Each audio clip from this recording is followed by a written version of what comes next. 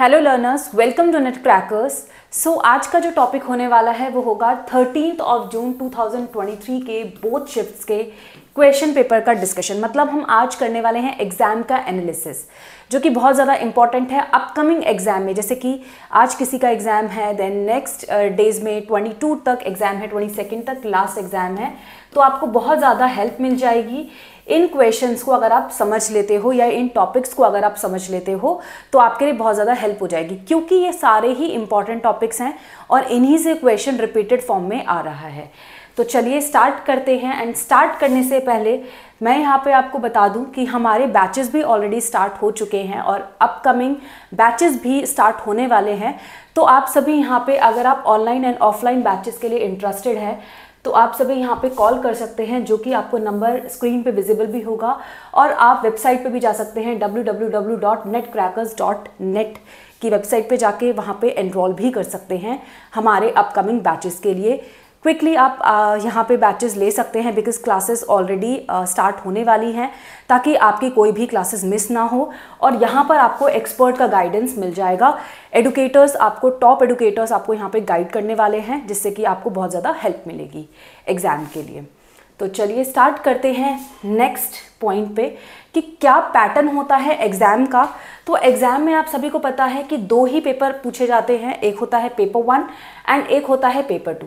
तो पेपर 1 सबका ही कॉमन होता है, ठीक है, सबका कॉमन होता है। लेकिन अगर मैं पेपर 2 की बात करूं तो सब्जेक्ट वाइज होता है, जिसका भी जो भी सब्जेक्ट होगा वो डिपेंड करता है। फॉर एग्जाम्पल अगर मैं पेपर 1 की बात करती हूं तो उसमें नंबर ऑफ क्वेश्चंस जो रहेंगे वो रहते हैं 15 क्वेश्चंस एंड टोटल मार्क्स 50 × 2, मतलब पर क्वेश्चन जो है वो 2 मार्क्स का होता है, तो 100 मार्क्स का हो गया, ठीक है। एंड यहाँ पे जो पेपर 1 के जो सब्जेक्ट्स रहेंगे वो 10 यूनिट्स कवर किया जाता है, जिसमें कि आपके research, communication, logical reasoning, mathematics, है ना, people development environment, higher education, सारे ही टॉपिक्स को यहाँ पे कवर किया जाता है और ये 10 के 10 यूनिट्स कवर होते हैं, ठीक है। तो स्टार्ट करते हैं, नेक्स्ट पॉइंट की बात करते हैं। अगर हम पेपर 1 में, तो पेपर 1 में भी आपको 100 क्वेश्चंस पूछे जाते हैं। 100 क्वेश्चंस है तो 100 और पर क्वेश्चन 2 मार्क्स का, तो आपके जो मार्क्स हो गए वो कितने हो गए, 200 मार्क्स, ठीक है। तो टोटल जो मार्क्स रहेंगे वो आपके 300 मार्क्स रहते हैं। एंड टोटल जो क्वेश्चंस रहते हैं वो रहते हैं 150 क्वेश्चंस, जो कि आपको सारे ही कंपलसरी हैं, सारे ही मैंडेटरी हैं, आपको वो सारे ही करने होते हैं। There is no negative marking. So यहाँ पर आपके लिए बहुत ज़्यादा बेनिफिट हो जाता है कि यहाँ पे कोई भी आपको नेगेटिव मार्किंग नहीं मिलती है, ठीक है। अगर आप सपोज करो एक क्वेश्चन गलत भी हो जाता है आपका, तो आपको उसका नेगेटिव मार्किंग नहीं मिलता है। बहुत ही अच्छा ये एक, मतलब एक इनिशिएटिव है। और मैं ये कह सकती हूँ कि बाकी सभी एग्जाम्स में, जैसे कि आप एसएससी, बैंकिंग वगैरह में देखो तो सब में ही नेगेटिव मार्किंग होती है। बस नेट का ही एक एग्जाम है अभी तक जहाँ पे नेगेटिव मार्किंग नहीं हुई है, और आने वाले टाइम में हो सकता है कि हो जाए, बट अभी केसेस में अगर हम देखें तो कोई नेगेटिव मार्किंग नहीं होती, ठीक है। नेक्स्ट, अगर हम यूनिट वाइज की तरह से चले तो इस बार जो पेपर हमने देखा, जो क्वेश्चंस हमने देखे वो किस तरीके से देखे, तो मैं बता देती हूँ आपको। जैसे कि आप सभी 10 यूनिट्स को देख सकते हैं, यहाँ पे सारी 10 यूनिट्स लिखी हुई हैं। एंड टीचिंग में जो क्वेश्चंस देखने को मिले 13 को फर्स्ट और सेकंड शिफ्ट में, तो वो 3 से 4 क्वेश्चन देखने को मिले, ठीक है। ऐसा नहीं होता है कि 5 क्वेश्चन हर यूनिट से आए। पहला क्या होता था कि 5 क्वेश्चन हर यूनिट से ही कवर किए जाते थे, बट अब ऐसा नहीं है। सपोज करो आपको टीचिंग से 2 क्वेश्चन पूछ लिए, तो रिसर्च से आपको 6 क्वेश्चन भी पूछे जा सकते हैं, ऐसा भी चल रहा है। तो ये पैटर्न फॉलो किया जा रहा है। अगर हम देखें तो इसमें टीचिंग में जो क्वेश्चंस आए हैं वो 3 से 4 क्वेश्चंस पूछे गए हैं, ठीक है। रिसर्च में अगर हम देखें, according to the student analysis, student ने जो क्वेश्चन पेपर बताया या क्वेश्चंस बताए, उन्होंने बताया है कि 3 से 4 क्वेश्चंस आपके रिसर्च में पूछे गए, ठीक है। रीडिंग कॉम्प्रीहेंशन तो आपके 5 क्वेश्चंस आएंगे ही आएंगे, और बहुत ही easy to moderate reading comprehension था। वाटर स्कैसिटी के ऊपर एक रीडिंग कॉम्प्रीहेंशन था, वाटर से रिलेटेड एक कॉम्प्रीहेंशन था, जिसमें आपको 5 क्वेश्चंस करने थे, और जो भी 5 क्वेश्चंस थे वो आपके कॉम्प्रीहेंशन से रिलेटेड ही थे, ठीक है। मतलब आपको ज़्यादा इनडायरेक्ट क्वेश्चंस नहीं पूछे गए थे, डायरेक्ट क्वेश्चंस ही पूछे गए थे, ठीक है। कम्युनिकेशन की अगर मैं बात करती हूँ, कम्युनिकेशन में भी 3 क्वेश्चंस पूछे गए। अभी हम डिस्कस करेंगे कि क्या क्या क्वेश्चंस थे वो वहाँ पे, ठीक है। अर्थमेटिक रीजनिंग, अब मैं यहाँ पर रीजनिंग में ना मैथ्स भी ले लूँगी, मैथ्स का कॉन्सेप्ट भी ले लेते हैं और रीजनिंग भी, ठीक है। तो इनमें अगर हमें देखूं तो 5 से 6 क्वेश्चन पूछे गए, ठीक है। मैथ्स में जैसे कि हमने देखा परसेंटेज से क्वेश्चन आए, एवरेज से क्वेश्चन आए, रेशियो से क्वेश्चन आए, तो वो सारे कॉन्सेप्ट से क्वेश्चन आ रहे हैं बैक टू बैक, जो पहले से ही आते जा रहे हैं, ठीक है। मतलब एज सच कोई चेंजेस नहीं हुए हैं, जो भी क्वेश्चंस आ रहे हैं प्रीवियस ईयर से ही बेस्ड क्वेश्चंस आ रहे हैं। तो अगर मैं आपको ये कहूँ सबसे ज़्यादा इंपॉर्टेंट आपके लिए क्या करना होगा, PYQs आपके लिए बहुत ज़्यादा इंपॉर्टेंट है। PYQs को करिए, मॉक टेस्ट ज़्यादा से ज़्यादा करिए, ताकि जो आपके क्वेश्चंस रहेंगे वो बिल्कुल करेक्ट रहें, ठीक है, और आपके कॉन्सेप्ट्स क्लियर रहें। नेक्स्ट अगर मैं बात करती हूँ लॉजिकल रीजनिंग, लॉजिकल रीजनिंग बहुत ज़्यादा इंपॉर्टेंट है, तो उससे भी 5 क्वेश्चंस पूछे गए, ठीक है। डेटा इंटरप्रिटेशन से ऑफकोर्स यहाँ पे भी 5 क्वेश्चन पूछे गए, और जो डेटा इंटरप्रिटेशन था वो इस तरीके का था, कुछ परसेंटेज पे बेस्ड था। फर्स्ट शिफ्ट में तो परसेंटेज बेस्ड था एंड सेकेंड शिफ्ट में रेशियो बेस्ड था। तो फर्स्ट शिफ्ट वाला जो क्वेश्चन था वो एक कुछ इस तरीके से था, इनकम एंड एक्सपेंडिचर वाला था, एंड जो सेकेंड शिफ्ट का था वो रेशियो टाइप का एक क्वेश्चन दिया हुआ था उन्होंने, 5 क्वेश्चन, जो कि बहुत ही ज़्यादा मतलब टफ नहीं थे, हो रहे थे सभी स्टूडेंट से। अगर 5 क्वेश्चन की बात करें तो 4 तो एटलीस्ट हो ही रहे थे सभी से, ठीक है। एक आध क्वेश्चन टफ है भी स्टूडेंट्स के अकॉर्डिंगली, लेकिन 4 क्वेश्चन आराम से हो रहे थे सभी से। तो इसका मतलब आप डेटा इंटरप्रिटेशन को भी अच्छे से कर सकते हैं अगर आपने प्रैक्टिस की है, ठीक है। आईसीटी की बात करें, आईसीटी से क्वेश्चंस आ रहे हैं, आईसीटी से भी 5 क्वेश्चंस आए हैं, ठीक है। पीपल डेवलपमेंट एंड एनवायरमेंट से देखें तो यहाँ से भी 5 से 6 क्वेश्चन पूछे गए। हायर एजुकेशन से भी देखें तो यहाँ पे भी 5 से 6 क्वेश्चन पूछे गए। तो टोटल अगर मैं बात करूँ, टोटल तो आप सभी को पता है 50 क्वेश्चन है। पेपर 1 की बात कर रहे हैं क्योंकि पेपर 2 तो सभी का डिफरेंट होता है, ठीक है। तो पेपर 1 से अगर हम देख रहे हैं तो लगभग आपके इस तरीके का पैटर्न फॉलो किया है, 3 से 4, 4 से 5, किसी में 5 से 6 क्वेश्चन पूछे गए हैं, किसी में 3 क्वेश्चन पूछे गए हैं, किसी में 1 क्वेश्चन पूछा जा रहा है। तो मतलब इस तरीके का पैटर्न फॉलो हो रहा है। तो आप इससे आइडिया लगा सकते हैं कि अपकमिंग जो एग्जाम्स होंगे वो किस तरीके से हो सकते हैं और क्या क्या क्वेश्चंस पूछे जा सकते हैं। तो वही क्वेश्चंस मैं आपको बता रही हूँ कि क्या क्या क्वेश्चन पूछे गए 13th को। तो सबसे पहला पॉइंट अगर मैं देखूँ टीचिंग एप्टीट्यूड में, टीचिंग एप्टीट्यूड में लर्नर सेंट्रिक अप्रोच पूछे गए थे, ठीक है। लर्नर सेंट्रिक अप्रोचेस क्या होते हैं, जो कि लर्नर बेस्ड रहेंगे, ठीक है, जो कि चाइल्ड सेंट्रिक रहेगा, ठीक है, जहां पर लर्नर का इन्वॉल्वमेंट ज़्यादा है, जहां पर लर्नर का इन्वॉल्वमेंट ज़्यादा है, ठीक है। तो उससे रिलेटेड कुछ क्वेश्चंस पूछे गए, राइट, कुछ जैसे उनके फीचर्स, कुछ इंपॉर्टेंस, एंड वहाँ पे आपको कोर्स दे दिए गए। तो लर्नर सेंट्रिक आपको पता है जो कि प्रोजेक्ट मेथड होता है, जहाँ पे लर्नर एक्टिवली पार्टिसिपेट करते हैं, प्रोजेक्ट हो गया, जहाँ पे क्रिएटिव होते हैं लर्नर्स, ठीक है, जहाँ पे टोटली लर्नर ही इन्वॉल्व रहेंगे। टीचर सेंट्रिक से भी कुछ क्वेश्चंस पूछे गए, ठीक है। टीचर सेंट्रिक में जहाँ पर टीचर का इन्वॉल्वमेंट ज़्यादा है, ठीक है, टीचर का इन्वॉल्वमेंट ज़्यादा है, बिना टीचर की गाइडेंस के कोई भी लर्नर आइडेंटिफाई नहीं कर सकते हैं वैसे तो, लेकिन अगर मैं कंपेयर करूं यहाँ पर तो टीचर का जो इम्पोर्टेंस है, टीचर का जो इन्वॉल्वमेंट है वो कंपैरेटिवली स्टूडेंट से वो यहाँ पे ज़्यादा रहता है, ठीक है। गाइडेंस टीचर प्रोवाइड करते हैं, कॉन्सेप्ट्स पे ज़्यादा ध्यान देते हैं, ठीक है। तो वो सारी चीज़ें हम यहाँ पे क्वेश्चंस इस तरीके से पूछे गए। की बिहेवियर, हेल्पिंग बिहेवियर, मैं हमेशा बोलती आ रही थी कि जो की बिहेवियर होते हैं, ये जो कॉन्सेप्ट्स है ना प्रीवियस में बहुत ज़्यादा ही पूछे जा रहे हैं। ये मतलब वही कॉन्सेप्ट्स है जो हर बार, हर ईयर्स पूछे जा रहे हैं, ठीक है। 2023 में भी क्वेश्चन पूछा गया, 2022 में भी इसी से रिलेटेड क्वेश्चन पूछा गया, और इस बार भी हमने देखा की बिहेवियर से क्वेश्चन आया ही आया है, ठीक है। तो की बिहेवियर क्या होता है, टीचर सेंट्रिक होता है, ठीक है, ये भी टीचर सेंट्रिक होता है, इसमें कंफ्यूज होने की तो जरूरत है नहीं। हेल्पिंग बिहेवियर क्या होगा, हेल्पिंग बिहेवियर आपका लर्नर बेस्ड रहता है। तो वही कॉन्सेप्ट्स हैं जो आपसे मतलब कॉन्टिन्यूसली पूछे जा रहे हैं, उसी पे आपको ध्यान देना है, ठीक है।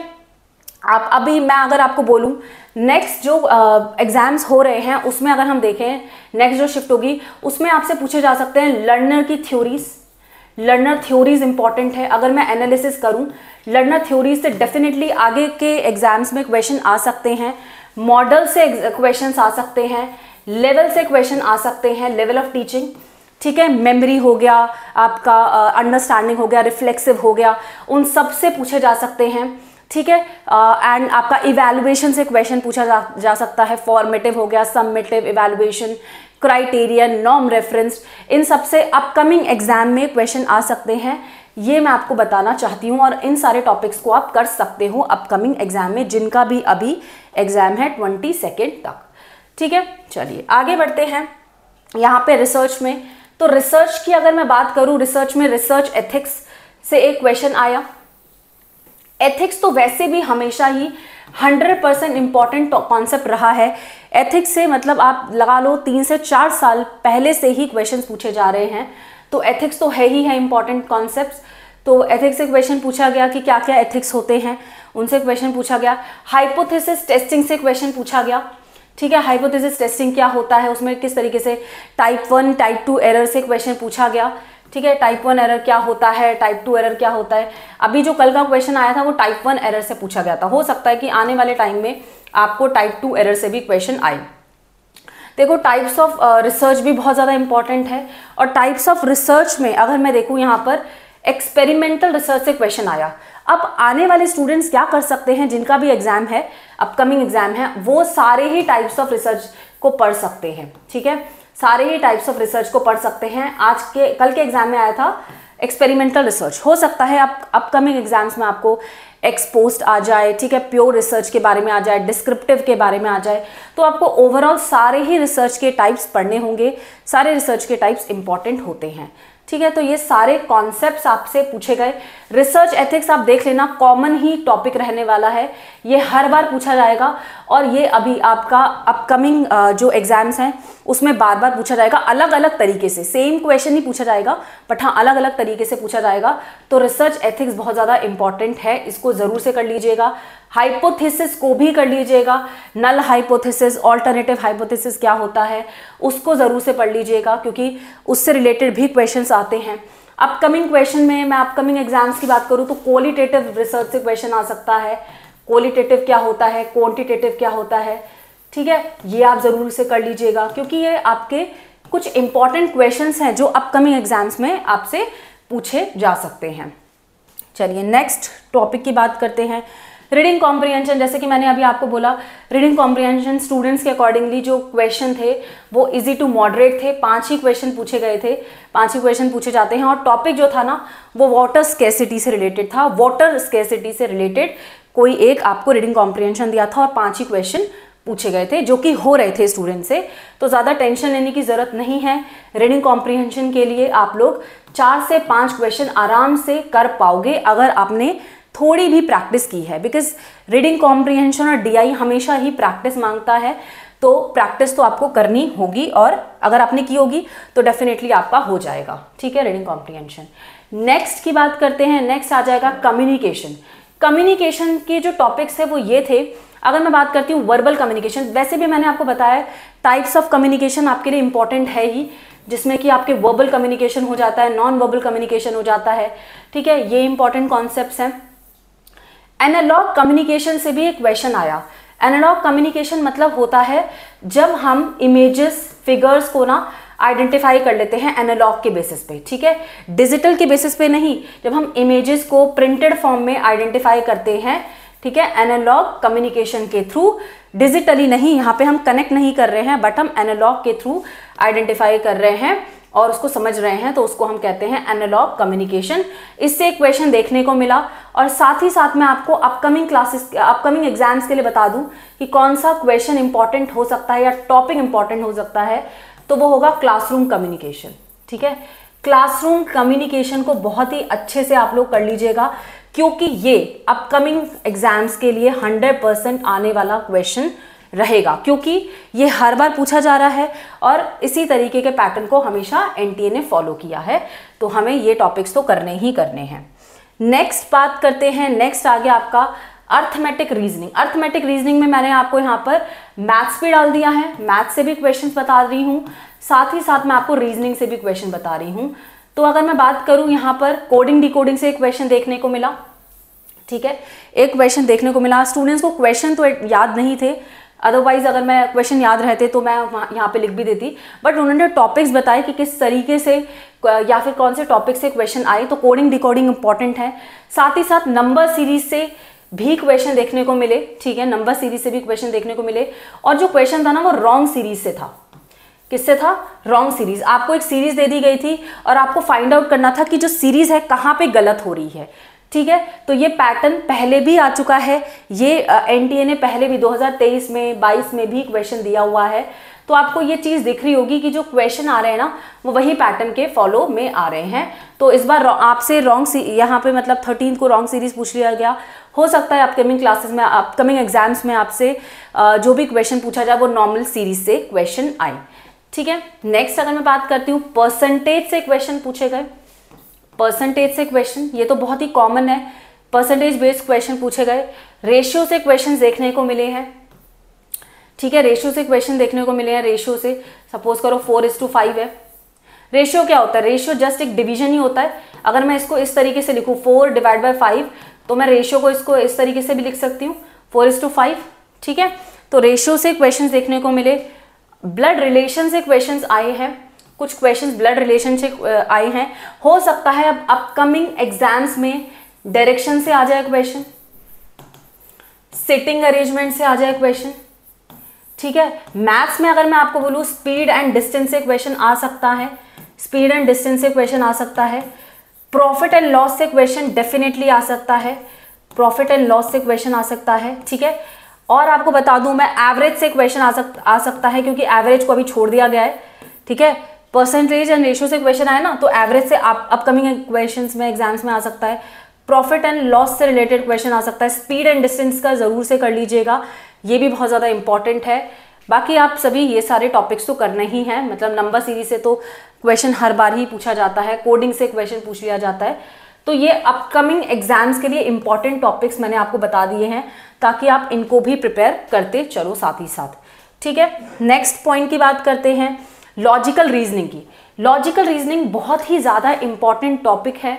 अगर मैं बात करूं एनटीए के क्वेश्चन, नंबर ऑफ क्वेश्चंस की, तो अब लॉजिकल रीजनिंग से ना 5 से 6 क्वेश्चन पूछे ही जाते हैं। ज़रूरी नहीं है कि इस बार 13 को मतलब जो एग्ज़ाम हुआ था उसमें 4 क्वेश्चन पूछे गए या 5 क्वेश्चन पूछे गए। तो हो सकता है आपके एग्जाम में 6-7 क्वेश्चन पूछ लिए जाए, 8 क्वेश्चन पूछ लिए जाए, क्योंकि ये जो टॉपिक है ना ये बहुत ही ज़्यादा इंपॉर्टेंट है।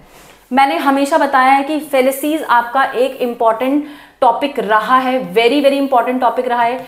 वेस्टर्न लॉजिक से इस बार 2 क्वेश्चन देखने को मिले वेस्टर्न लॉजिक से। ठीक है, तो वेस्टर्न फेलिसीज से बेसिकली, जिसमें कि मैंने आपको सारी ही फेलिसीज बताई थी, कवर कराई थी। नेक्स्ट देखते हैं square of opposition. Online batches में आप सभी देख सकते हैं, ऑफलाइन बैचेस में आप सभी देख सकते हैं। मैंने सारी चीज़ें आपको कवर भी कराई हैं। ठीक है, तो जिन्होंने भी अभी एनरोल नहीं किया है वो फटाफट से जाके एनरोल कर सकते हैं हमारी क्लासेस के लिए, बिकॉज आपको सब कुछ यहाँ पे मिल जाएगा, सारा कंटेंट के साथ साथ एडुकेटर्स का सपोर्ट, और साथ ही साथ आपको ऑनलाइन एंड ऑफलाइन क्लासेस का सपोर्ट भी मिलता रहेगा। ठीक है, square of opposition. Square of opposition हमेशा से एक इम्पॉर्टेंट टॉपिक रहा है, उससे तो क्वेश्चन आता ही आता है, और यहाँ से भी क्वेश्चन 2 पूछे गए थे। हेतुभाष फेलिसीज से क्वेश्चन पूछे गए थे, हेतुभाष फेलिसीज से क्वेश्चन पूछे गए थे। तो आपके जो हेतुभाष फेलिसीज होते हैं, जिससे कि विरुद्धा हो गया, स्वभिचारा हो गया, ठीक है, सत्प्रतिपाका फेलिसी हो गई, ये सारे ही क्वेश्चन, सारे ही फेलिसीज इंपॉर्टेंट है, इन सबको अच्छे से करना है। तो लॉजिकल रीजनिंग में आपको अपकमिंग बता दूं मैं कि इंपॉर्टेंट और क्या आ सकता है। तो देखिए फेलिसीज तो कवर कर दी हैं इस वाले एग्जाम में।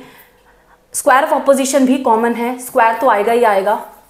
ठीक है, स्क्वायर ऑफ ऑपोजिशन से आ सकता है क्वेश्चन। मैं आपको बता दूं एक और टॉपिक है जिसमें कि सिलॉग से क्वेश्चन आ सकता है, सिलॉगिज्म। ठीक है, सिलॉगिज्म से क्वेश्चन आ सकता है। ठीक है, मूड एंड फिगर से क्वेश्चन आ सकता है, मूड एंड फिगर से क्वेश्चन आ सकता है। और क्या बच गया? और आपका वेस्टर्न फेलिसीज तो है ही है। ठीक है, अगर मैं बात कर सकती हूँ एलिसिट मेजर, एलिसिट माइनर को भी इन्होंने अभी छोड़ दिया है, तो हो सकता है कि अपकमिंग एग्जाम्स में आपको फेलिसीज पूछी जाए, एलिसिट मेजर फेलिसी कौन सी है, माइनर फेलिसी कौन सी है, तो वो आपको करना ही करना है। ये सारे इंपॉर्टेंट कॉन्सेप्ट्स आपको करने हैं। ठीक है, तो ये सारी आप चीज़ें कर लीजिएगा, ये इंपॉर्टेंट है सब कुछ। डेटा इंटरप्रिटेशन की बात करते हैं, तो मैंने आपको बताया कि जो परसेंटेज बेस्ड और रेशियो बेस्ड एक क्वेश्चन आया था, फर्स्ट शिफ्ट में आपका ये वाला आया था percentage based, and second shift में जो क्वेश्चन पूछा गया वो रेशियो पे बेस्ड क्वेश्चन था। 5 क्वेश्चन थे, यहाँ पे भी 5 क्वेश्चन थे, यहाँ पे भी 5 क्वेश्चन थे, और स्टूडेंट्स ने बताया कि अगर आपने प्रैक्टिस की है तो डेफिनेटली आपका एग्जाम और ये क्वेश्चंस आप एबल होंगे करने के लिए। 5 नहीं तो 4 तो क्वेश्चन आपके सही हो जाएंगे और इजीली आंसर आ रहे थे, ठीक है। तो इजी टू मॉडरेट बताया गया है, उनका जो रिवर्ट है स्टूडेंट्स का, जो कहना है कि जो क्वेश्चंस है वो इजी टू मॉडरेट लेवल के हैं, तो आपको डीआई में डरने की ज़रूरत नहीं है, ठीक है। तो ये सारे क्वेश्चंस आ सकते हैं, हो सकता है एवरेज से क्वेश्चन पूछ लिया जाए आपसे अपकमिंग एग्जाम में, रेशियो में, ठीक है। तो ये सारे टॉपिक्स आपको कवर करने ही करने हैं। अब बात करते हैं आईसीटी की। आईसीटी में कन्वर्जन बहुत ज़्यादा इंपॉर्टेंट है, conversion binary to octal, octal to binary. अब ये वाला पूछा गया, हो सकता है कि आपके एग्जाम में डेसिमल टू बाइनरी पूछ लिया जाए या बाइनरी टू डेसिमल पूछ लिया जाए।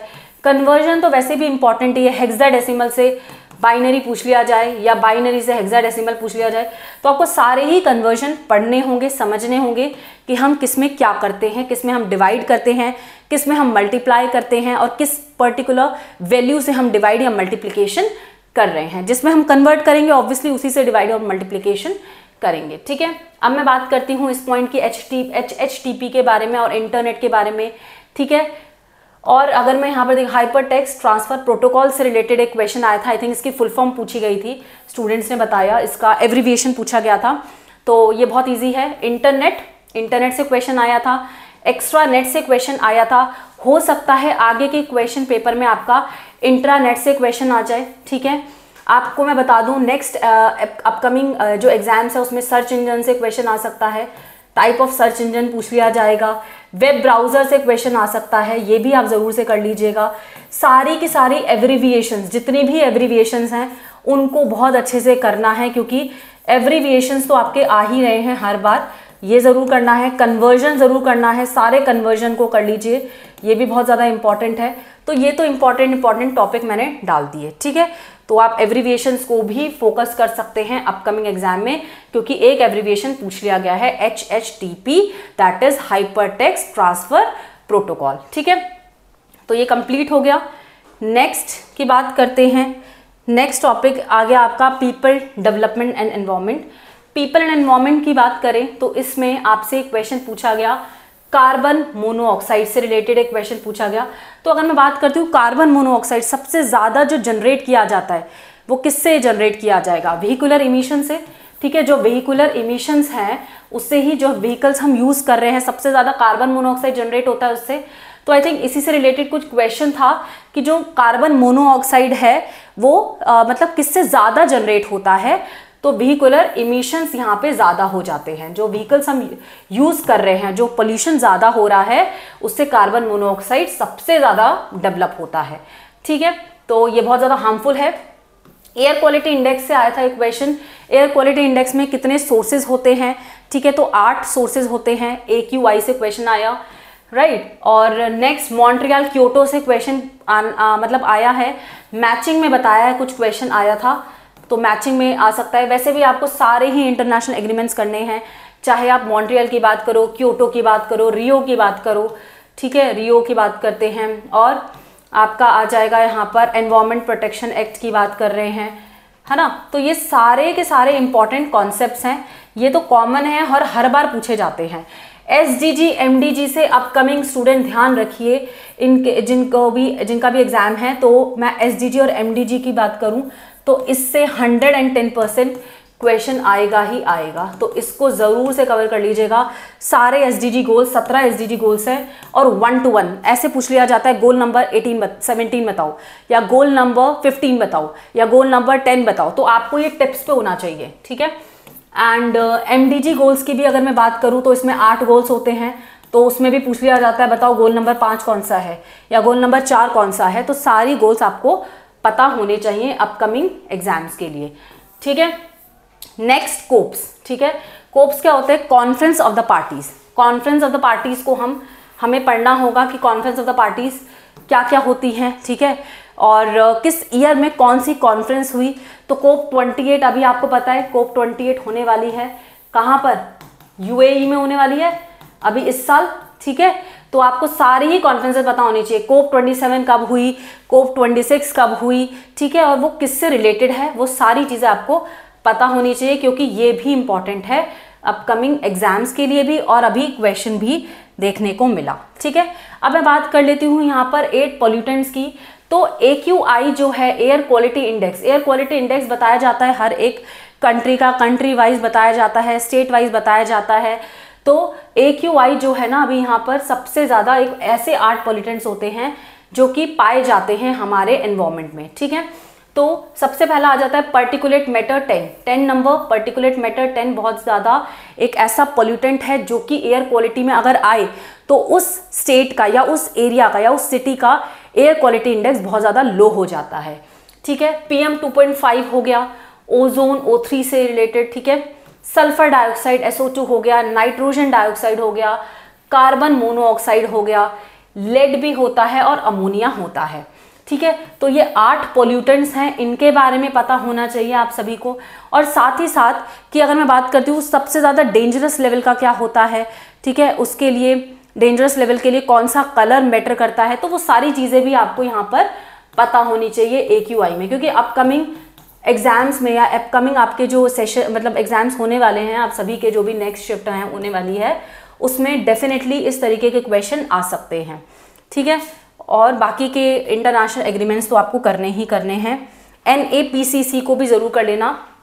ठीक है, national action for the climate change, वो ज़रूर से कर लेना। नेक्स्ट अगर मैं बात करती हूँ हायर एजुकेशन की, तो हायर एजुकेशन आपका लास्ट टॉपिक रहता है, ये 10th यूनिट है। तो हायर एजुकेशन में अगर हम देखें तो NEP 2020 तो आप लगा लो कि 2020, 21, 22 मतलब हर साल इसी से क्वेश्चन पूछा जा रहा है, हर साल इसी से नए नए क्वेश्चन जनरेट करके पूछे जा रहे हैं। ठीक है, तो NEP 2020 नेशनल एजुकेशन पॉलिसी जो आई थी 2020 में, उसको ज़रूर से आप पढ़ लेना, सारे इंपॉर्टेंट पॉइंटर्स वो बहुत ज़्यादा इंपॉर्टेंट हैं। और साथ ही साथ यहाँ पर बुद्धिज़्म लर्निंग से भी क्वेश्चन आया। बुद्धिज़्म लर्निंग क्या होता है, जैसे कि तक्षशिला हो गया।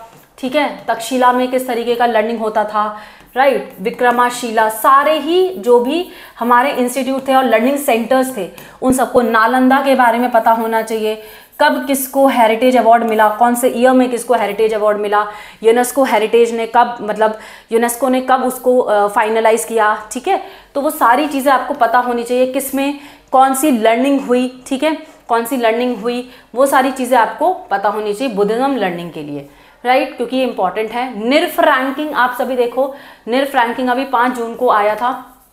अभी मैं लेटेस्ट की बात करूं 2023 की, तो निरफ रैंकिंग आपको ये पता होना चाहिए। अभी अगर मैं ओवरऑल की बात करती हूँ तो IIT मद्रास सबसे टॉप पे है। ठीक है, तो ओवरऑल इंस्टीट्यूशन में IIT मद्रास है और सेम ही फोकस किया जा रहा है। मतलब लास्ट ईयर जो हुआ था ना 2022 में जो रिपोर्ट थी, वही लगभग 2023 में भी आया है। ठीक है, तो आपको 2022 का तो पता होना ही चाहिए और साथ ही साथ 2023 अभी जो रिपोर्ट आई है निरफ रैंकिंग की, उसके बारे में भी पता होना चाहिए, बिकॉज क्वेश्चन निरफ से आ सकता है क्योंकि अभी लेटेस्ट में चेंजेस हुए हैं। ठीक है, तो आई होप कि आपको सारे ही कॉन्सेप्ट्स अच्छे से समझ आ गए होंगे यहाँ पर और सारे टॉपिक्स क्लियर हो गए होंगे। तो हमने सारे ही टॉपिक्स कंप्लीट कर लिए हैं एंड अपकमिंग जो भी एग्ज़ाम्स होंगे उसमें मैं आप सभी को बताने वाली हूँ कि क्या क्या पैटर्न रहने वाला है, क्या क्वेश्चंस पुट अप होने वाले हैं, उन सबको हम डिस्कस करेंगे। So thank you so much and yes, अगर वीडियो अच्छी लगी है तो वीडियो को ज़रूर से लाइक कर दीजिए, शेयर कर दीजिए एंड सब्सक्राइब कर दीजिए चैनल को, ताकि इसी तरीके से आपको नोटिफिकेशन आती रहे। Thank you.